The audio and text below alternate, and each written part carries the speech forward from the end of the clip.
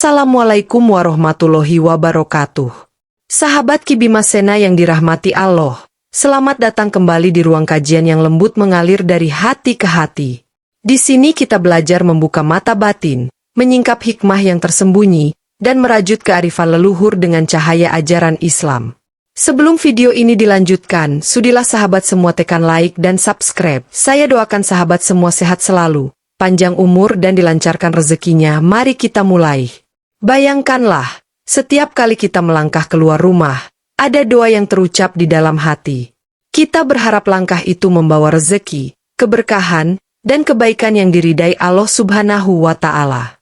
Namun, tanpa kita sadari, kadang ada sesuatu di depan rumah kita sendiri yang justru menjadi penghalang datangnya keberuntungan. Bukan karena sihir, bukan pula karena perbuatan orang lain, tetapi karena pilihan yang kita buat sendiri, yakni dari apa yang kita tanam dan pelihara di halaman depan rumah. Sahabatku yang penuh cahaya, dalam Islam kita diajarkan untuk menjaga kebersihan, kerapian, dan keindahan. Sementara dalam kearifan primbon Jawa, setiap benda, termasuk tanaman, diyakini memiliki getaran dan makna spiritual.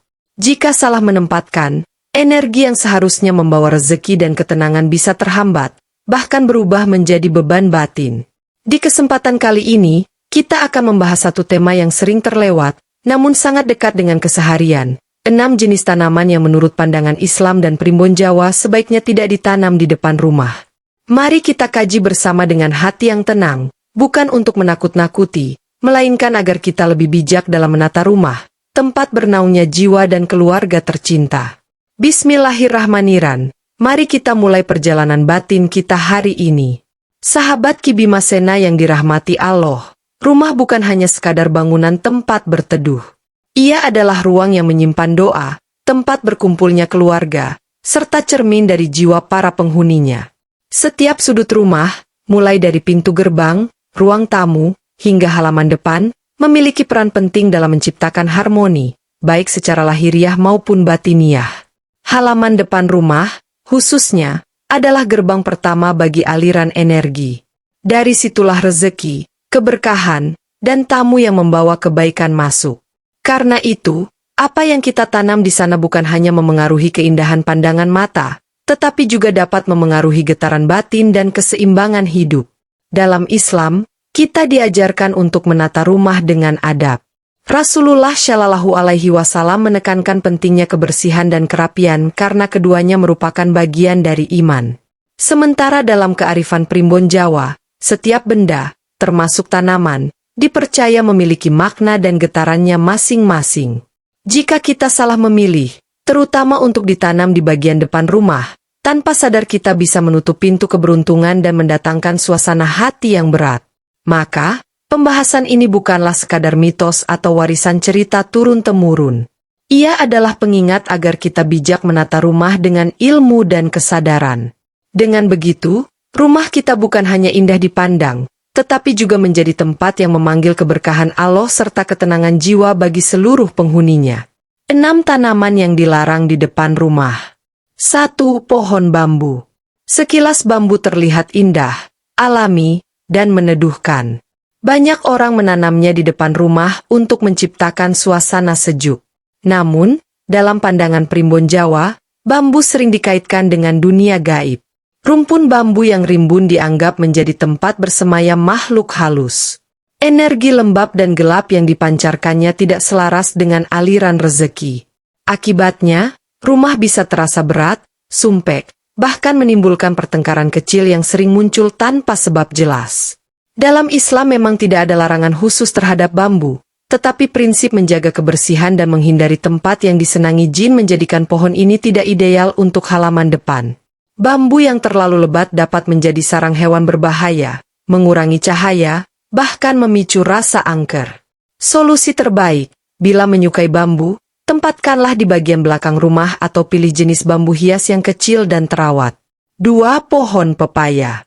Tanaman pepaya dikenal mudah tumbuh dan cepat berbuah.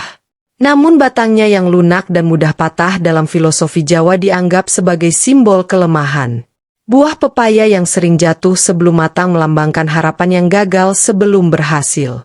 Karena itu, Menanam pepaya di depan rumah dipercaya bisa menghambat rezeki dan menimbulkan kerapuhan dalam keluarga. Selain itu, daun pepaya yang lebar dan selalu menunduk diyakini menyerap aliran berkah dari arah luar, sehingga keberuntungan sulit masuk. Dalam Islam, pepaya memang bermanfaat, tetapi dari sisi estetika dan kebersihan, pepaya yang tumbuh liar di depan rumah bisa mengganggu kenyamanan, mengundang serangga, serta memberi kesan kurang rapi. Lebih baik pohon ini ditanam di kebun samping atau belakang agar manfaat buahnya tetap bisa dinikmati tanpa mengorbankan energi positif rumah. 3. Pohon kemboja. Kemboja atau frangipani dikenal dengan bunga indah beraroma wangi. Namun hampir semua orang Jawa dan Bali mengaitkannya dengan makam. Pohon ini sering ditemukan di kuburan, sehingga energinya lekat dengan simbol kematian, kesunyian, dan duka. Menanamnya di depan rumah dianggap kurang pantas karena menyambut tamu dan rezeki dengan nuansa kesedihan. Dari sisi Islam, tidak ada larangan spesifik, tetapi tanaman yang identik dengan kesuraman sebaiknya tidak diletakkan di depan rumah. Rasulullah Shallallahu Alaihi Wasallam menyukai sesuatu yang harum, bersih, dan membawa semangat hidup. Karena itu, bila ingin menghadirkan bunga harum, pilihlah melati, mawar, atau kenanga yang lebih mencerminkan cinta, ketenangan, dan keberkahan. 4. Tanaman paku pakis. Tanaman paku memang indah jika digantung atau dijadikan hiasan. Namun sifat dasarnya yang menyukai tempat lembab dan teduh menjadikannya berenergi pasif. Dalam primbon Jawa, pakis dianggap lambang kehidupan yang stagnan, tidak berkembang, dan sering dikaitkan dengan makhluk halus yang menyukai tempat gelap. Bila ditanam di depan rumah, ia diyakini membuat rezeki seret, rumah terasa dingin, dan penghuninya kehilangan semangat. Secara ilmiah, pakis yang tumbuh liar bisa menjadi sarang nyamuk dan menyebabkan kelembapan berlebih. Dalam Islam, menjaga rumah agar tetap terang, sehat, dan tidak mengundang penyakit adalah anjuran penting. Karena itu, bila menyukai tanaman hijau, lebih baik memilih lidah mertua, bunga kertas, atau tanaman herbal yang bermanfaat dan cerah di depan rumah. 5. Pohon beringin. Beringin dikenal sebagai pohon besar yang kokoh, sakral, dan sering dijadikan simbol perlindungan. Namun dalam tradisi Jawa, beringin identik dengan tempat keramat dan dipercaya sebagai rumah makhluk halus. Akar gantungnya melambangkan penahan yang dapat menghambat aliran energi positif dan rezeki. Bila ditanam di depan rumah pribadi, beringin justru bisa menghadirkan suasana angker, berat, dan penuh tekanan batin. Dalam Islam, meski tidak disebutkan secara khusus, kita dianjurkan menjauhkan rumah dari hal-hal yang menimbulkan rasa takut atau syubhat. Selain faktor spiritual, beringin yang besar juga berbahaya secara fisik karena dahan rapuh, akarnya merusak bangunan, dan cahaya matahari sulit masuk. Alternatif yang lebih baik adalah menanam pohon buah seperti mangga, kelengkeng, atau zaitun yang bermanfaat, meneduhkan, dan tidak membawa kesan mistis. 6. Pohon kelor. Kelor memiliki manfaat besar bagi kesehatan. Daunnya kaya gizi, sering digunakan dalam pengobatan tradisional, bahkan disebut dalam berbagai riwayat Islam sebagai tanaman yang penuh berkah. Namun, dalam tradisi Jawa, kelor identik dengan penolak ilmu hitam dan pengusir makhluk gaib. Karena itu, ia lebih sering ditemukan di area pemakaman atau tempat pengobatan. Energi kelor yang kuat jika diletakkan di depan rumah justru bisa menimbulkan ketegangan, seolah rumah itu sedang menolak sesuatu. Alih-alih membawa ketenangan, ia bisa menciptakan suasana yang tajam dan keras.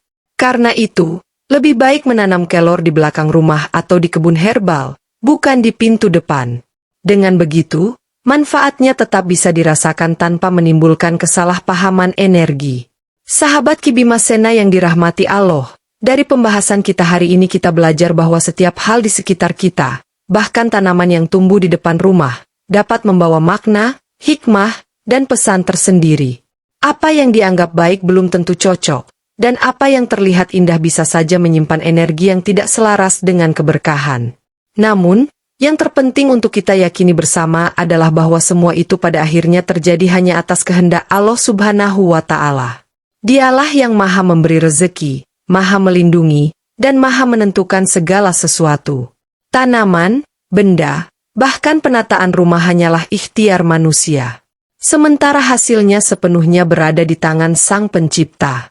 Maka marilah kita senantiasa menjaga rumah dengan adab Islam, membersihkannya, merapikannya, dan mengisinya dengan doa.